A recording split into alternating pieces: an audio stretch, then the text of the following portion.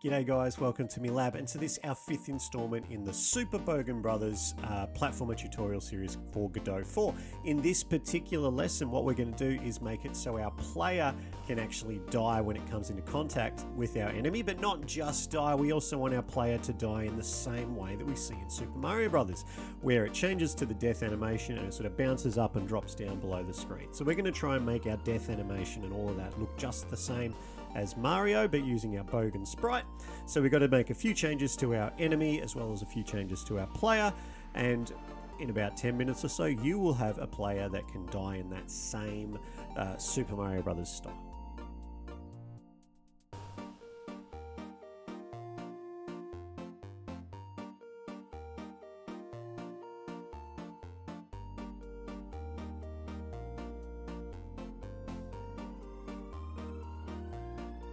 So fire up Godot and find your way into the player scene. That's where we're going to start making some changes, because this episode is all about getting our player to die. So first things first, let's just go through our player and our toad and check on things like collision layers and stuff, because that's going to be important to have our heads around. Alright, so our player at the moment we have got on layer 1 and mask 1, which is fine for where we're at now. But when we start adding more area 2Ds and things to our player, we're going to need to also start trying to detect things on other layers, in particular the layer where our enemy will be. So with our toad, you might have noticed when we're making our toad, we put our toad on layer 2. So our enemy is on layer 2, and it is checking layers 2 and 1 for interactions. So we've done that with our toad's root node as well as our toad's hitbox. So it's on layer 2, but it will check layer 1. And this should allow us, so our toad's main collision shape checking that mask 1 should mean that it doesn't fall through the floor, right? So we've made our tile map as layer 1 mask 1. So we don't want our toad to fall through the floor. We want to still detect things there. So when we play our game, we should see that our toad is on the ground, our human is on the ground, and if I remember right, we should just be able to jump up. When we land on its head, it dies. So that's fine. Normally when we walk into it and miss our jump like I just did, we want our player to die. So that's what we're working on today. But you saw that nothing fell through the floor. Excellent. So what we're going to do to start with is something very similar to what we did with our player. We actually added in a function to our player to put it into a group. So let's go into our player script and find that function there. So that's this one here. So we added our ready function, and the only thing we were doing in our ready function is adding our player to a group called player. So I want to do the same thing with our toad, but obviously it won't be called player. So I'm just going to copy and paste that code across, and instead of player, we're going to have enemy as being the group that we're putting our toad into. So function ready, add to group enemy. Excellent. So the next thing we need to do is very similar to what we did here for our toad. So we're going to signal an area 2D through, and then we're going to check which group the body is in, and then queue free. So let's go back to our player. Let's go to our 2D scene. Our player scene on our 2D scene, and that gives us all our sort of standards here. So this is our collision shape that we made already, this capsule. And what I want to do is just trim it in a bit, because we need to make sure that our hitbox that we're going to make for our player comes into contact with our toad's collision shape before our player's normal collision shape does. We don't want our player to, touch the toad and then go, oh, I can't go any further, and they just stand there near each other. We want one or the other to be able to get all the way near it and then kill the other one. So we need to make sure that the collision shape we're using, which is to make sure our player doesn't fall through the ground or walk through the walls, is smaller than those detection areas. So now that we've tweaked that, just have another look to make sure we're on the right layers and things, 1 and 1, excellent. Now we're going to click on our player root node, we're going to click plus to create a child scene, and we're going to make an area 2D just like we did for our toad. This area 2D we're going to call hitbox, just like we did for our toad, and we're going to give it a collision shape, yes, just like we did for our toad. And this time we want that collision shape to be a rectangle. So this is going to allow us just to be a little bit more precise. Now I'm going to pull this up from the ground a little bit, because we're going to add another shape in there later to handle our squishing of things.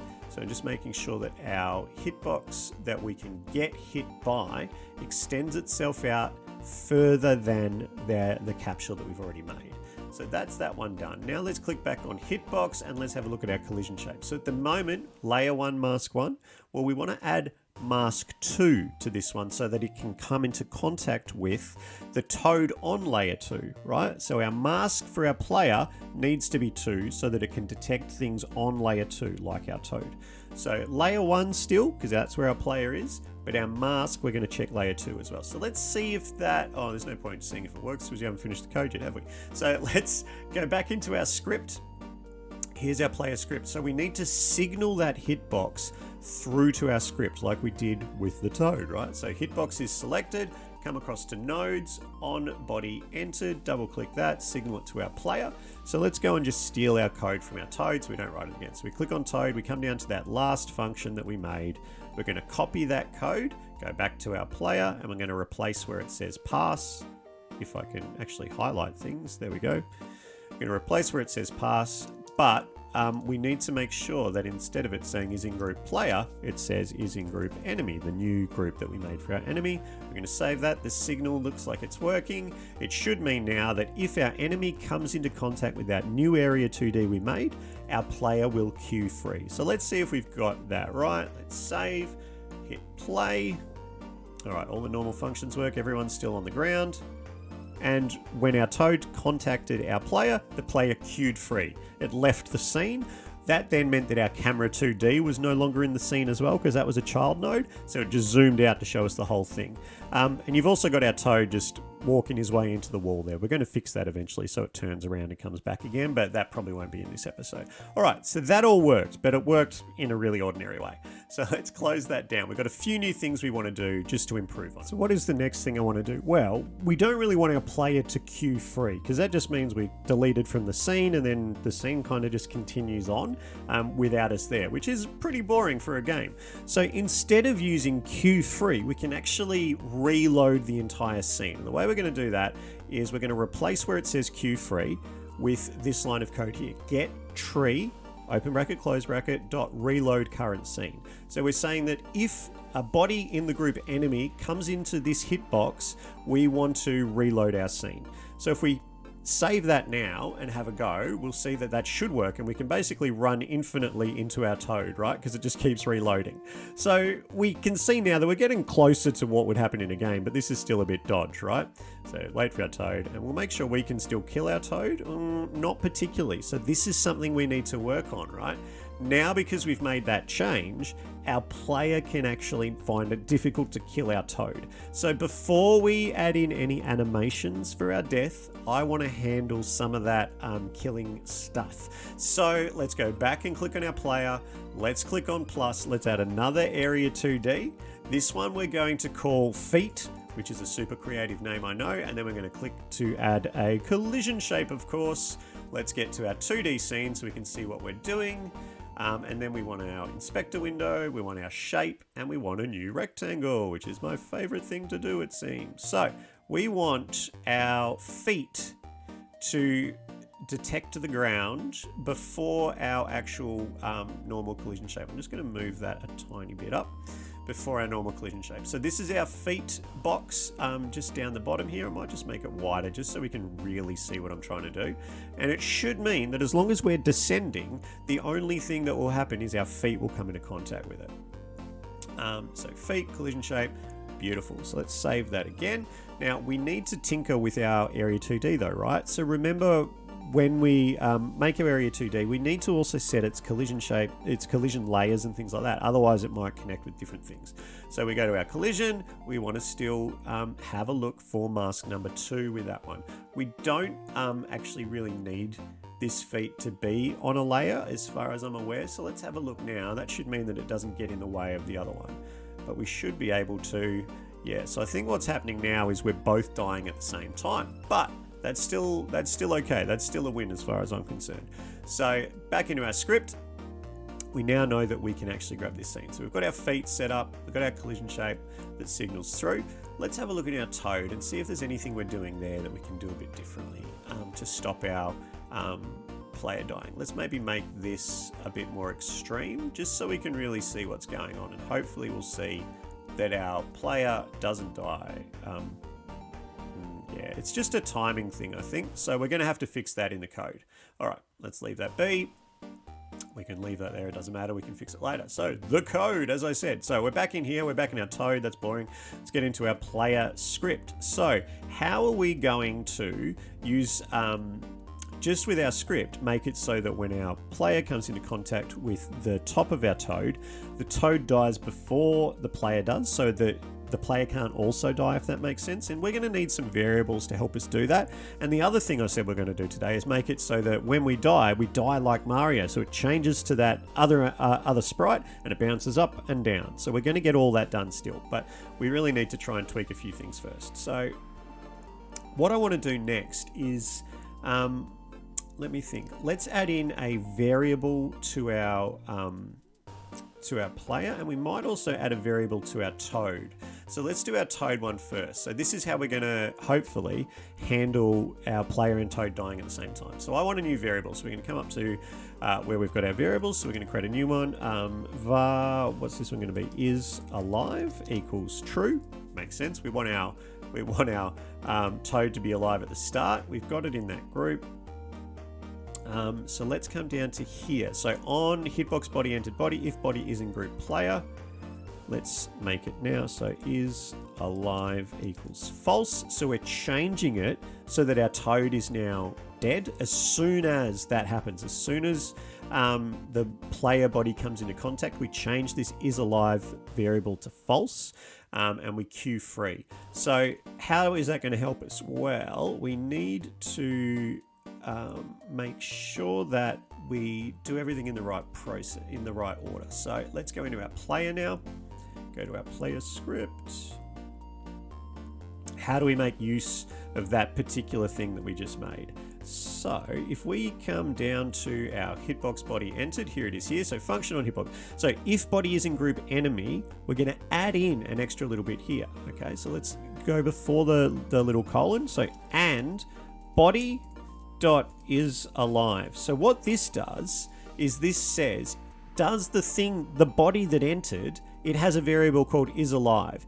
If the body is in group enemy and the body is alive, then get tree, blah, blah, blah, blah, blah, current scene. So we want to make sure that our Toad is alive so we don't die if the Toad is already dead. Does that make sense? Let's save that and see if it works. So everything so far is fine. And now when we come down on our Toad, the Toad dies and we don't also die. Great, but we're still not quite there yet. I still want to do some more. So let's jump out of our game view, and we're going to make it now so we've actually got a die function for our player, and that's going to handle all of those. All right, so the next step is to actually make our die animation, right? So we want to get our player up and we want to click on our animated sprite 2D.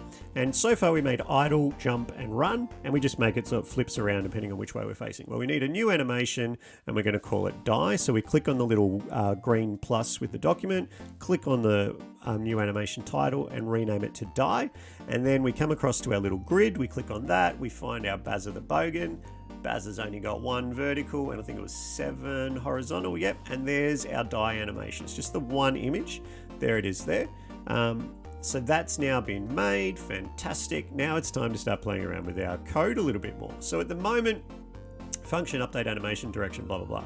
Well, we need to add in some more variables for our player now. So we added in some variables for our Toad around death, but we want to do the same thing for our player. So where we've got is jumping, let's add another is dying. Rather morbid sounding, I know, but it'll make sure we know exactly what we're doing. Far is dying, and obviously false to start with. Now let's scroll our way through, see if there's anything else we need here. Yeah, I think what we're going to want to do, we're probably going to need a timer. Let's add that now rather than later, seeing as we're just going through. So we want a timer node. So I've clicked on the player node. I've then clicked the plus to add a new node. I've searched for timer. That's come up. And I'm going to rename this timer. What am I going to rename the timer to? Probably death timer, I suppose. So let's do that. Click on my timer. Death underscore timer. All right, so we've now got our death timer as well. So let's keep scrolling through. We need to, if we've got our death timer here, we need to actually be able to access it here. So I'm thinking let's do something really simple like an onReady variable. There we go for our death timer. So var onReady death timer, so death underscore timer. Over here, death underscore timer, so hopefully that makes sense. We're going to leave that at 1 second. I'm not worried about that.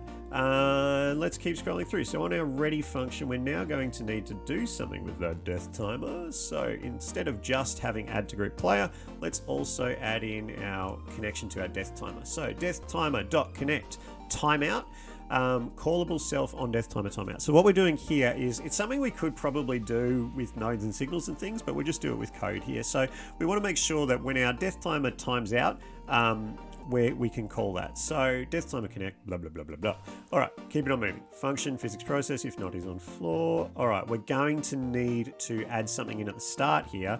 Otherwise, our dying animation is always going to get overridden. So because of the way this works, our physics process is called every single frame.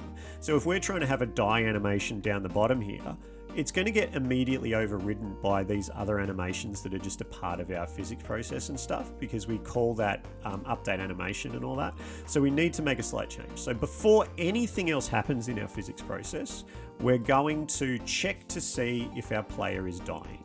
Right, and if our player is dying, we're just going to return, which means we don't keep going with anything else.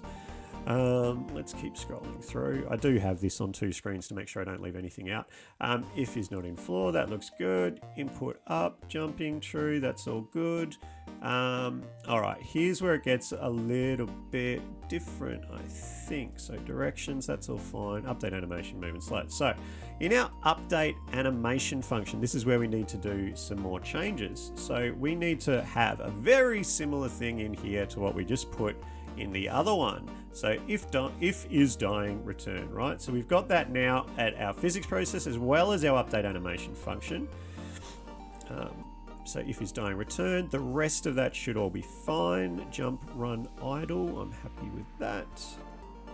Keeping on scrolling down, we've got our on hitbox body entered. So now we're going to make our new function called die, and that means we need to do a little bit of change. So instead of doing our get tree, reload scene, etc. here, we're going to call our die function here that, yes, we haven't made yet. Come down and, oops, and now let's make it function die. So what's going to happen in our die function? Well, if is dying, oops, dying, we're going to return. But there's a lot more. There's a lot more. All right, let's keep going. If is dying, return. Oops. Is dying equals true. So now we're saying we're running the function, the die function. We're saying here, well, if we're already dying, don't worry about it. But we want to set, if we run this function, so we come in, something comes in here, the body is still alive, it calls die, here is die. If it is not already dying, then we're going to set is dying to true. After we've done that, we want to make our animated sprite 2D dot play, and it's going to play the die animation that we just made.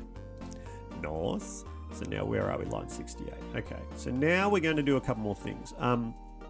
Actually, no, let's do it here and then we'll add the other bit afterwards. So what we've done so far is we've made it so that we've got this die function being called. We haven't done anything to do with the up and down and all that stuff yet, but let's show you what happens and why we need to do a bit more. So let's run that.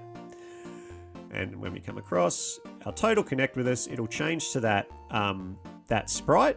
And then after a second, oh, maybe not after a second. All right, so at the moment, when we switch to our animated sprite 2D, we don't seem to be, oh, I see what I did. I didn't finish typing things in apparently. Hopefully now that'll reload it. So let's save that and run it again.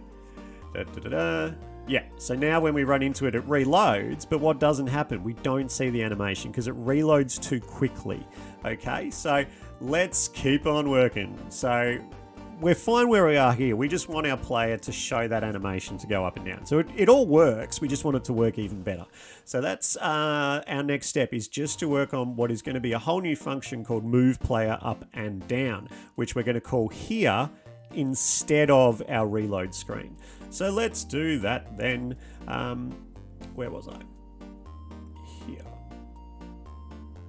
All right, so let's come down to here and we're going to create a new function called move player up and down. I really think I should have come up with a more streamlined title, but that's all right. Var start position equals position. So what we're doing is we're saying where we're going to create a variable called start position, and it's just going to be equal to whatever our player's current position is. Our up position is going to equal our start position, but it's also going to have added to it vector 2. So 0 on the x-axis, we don't want to move left to right, but we do want to move up. So what this one here does is it says we're going to change, so our start position equals position, okay? Our up position is going to be the start position plus negative 100 on our y-axis, which means go up by 100, okay? So that's the first part. Now we want to go down again, so far we're going to have our down position equals start. You're probably getting the hang of this, right? Equals start position. But we're going to add a vector 2, and you can probably guess what this is going to look like. There's not going to be any X movement, but the next one, we want to take it all the way off screen, so 600 should disappear off the screen. All right, but we're not done yet. Let's go down a bit more. Well, we want to have some while. So while position Y is greater than up position, dot Y, we want to have our position dot Y is 4, and then we want to await our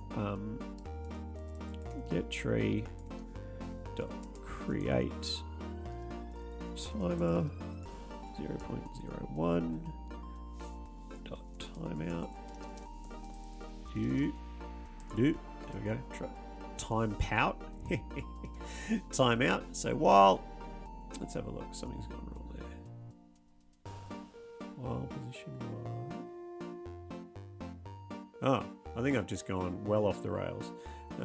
While position Y is greater than up.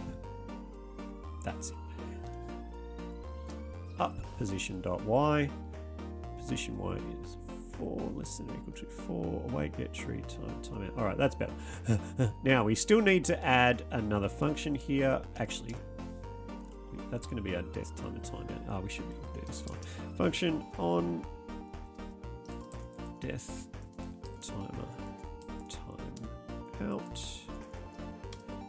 And we want to do the get tree blah blah blah, which was up here. So let's just copy that. So what we're trying to do here, if I've managed to type everything in successfully, actually I need to add in this little await up here. So underneath our die, we're going to add in one more line. So await. Okay, so let's just go through what changes we've made. We've essentially done everything is just this die function. So let's go through it. So we've created a new function called die. We're going to check to see if our player is already dying. And if they're already dying, just return. We don't want to die and die and die and die. All right, but if our player is not already dying, we're going to change our isDying variable to be true.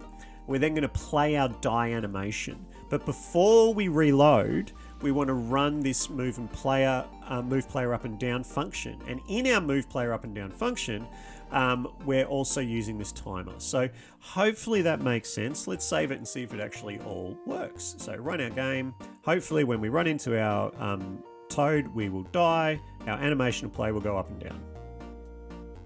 All right, we are going up and they're not really down. So there's probably a little bit of tweaking we can do here. Let's have a close look. I just completely missed a chunk of code. So we're meant to have an entire other section here with our Y, position Y and all that sort of stuff. So let's just add that in. I think that's going to be the great problem that I managed to create.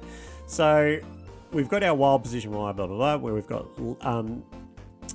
our minus equals 4, and this one here is plus equals 4. So it's basically the exact same line, but this just tiny little change, and that's why I think my eyes overlooked it. So let's try and save that now, and hopefully now we'll get a good result. Up he goes and down he goes, and then reload. So we can now endlessly die in the same way as Mario. Up and down, excellent. Now you will notice, the eagle-eyed viewer, that it's killing our toad on the way down. We can fix that later. But that was it. That was the goal for today. So I'm saving that. Let's run it again and see what we got. So we can jump and kill our toad, or now I've got to start the thing again, don't I? Or we can be killed by our toad in a distinctly Mario fashion. So that is it. That is what our goal was for today. Well done if you made it through. Remember, you do not have to try and keep up with it as we go through. Watch the whole... My advice to you is to watch the entire video, watch the when we get to the must, may, might, and then go back to each section you need to go back to. And the reason is, if you watch the whole video first, you've got all the context you need, and you might not make small errors along the way without the full picture, basically. But that is it. So thank you for keeping your attention on the screen. We are now going to do our must, may, might, and hopefully you guys are going to have a pretty cool looking game very, very soon.